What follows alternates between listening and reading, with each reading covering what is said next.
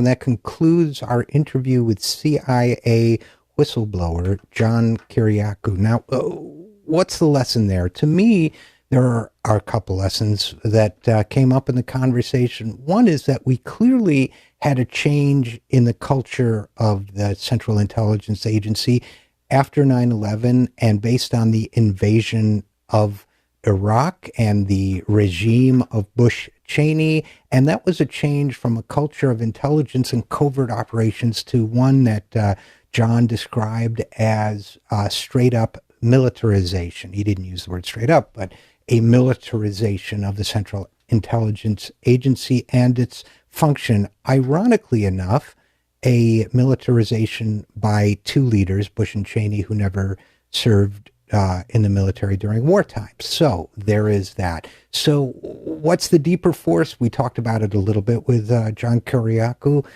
A culture of vengeance, a culture of revenge. That's what we became. We wanted to lash out even against people who, in this particular case, had not attacked us and who, in fact, had never attacked us, Saddam Hussein and the people of Iraq. We had, remember, if you were around then, we had the phenomenon of Thomas Friedman of the New York Times telling an interviewer that we should be kicking down the doors of houses throughout the Middle East, that where didn't matter, but we should be kicking down the doors of Middle Eastern houses saying, and I quote Mr. Friedman on this particular line, we should be kicking the doors down and saying, suck on this.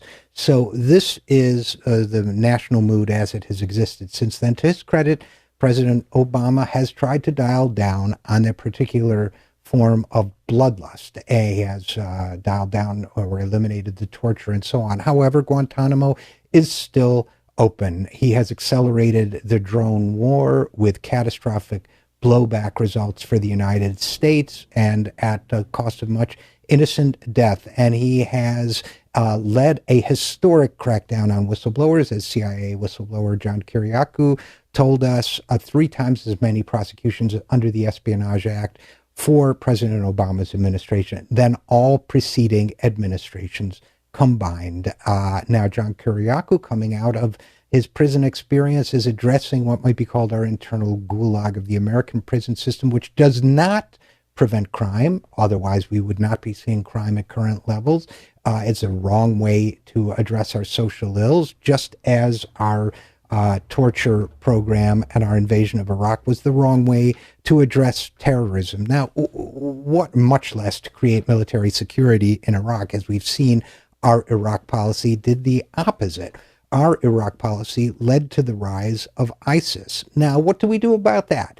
We can defeat ISIS if we do it economically. Now, ISIS, as analysts have said, has 3 sources of income: oil, the sale of stolen antiquities, and ransom for hostages. Now, the decline in oil prices has addressed one of those somewhat. They've also been militarily addressing the sources of oil, the refineries in ISIS-controlled territory.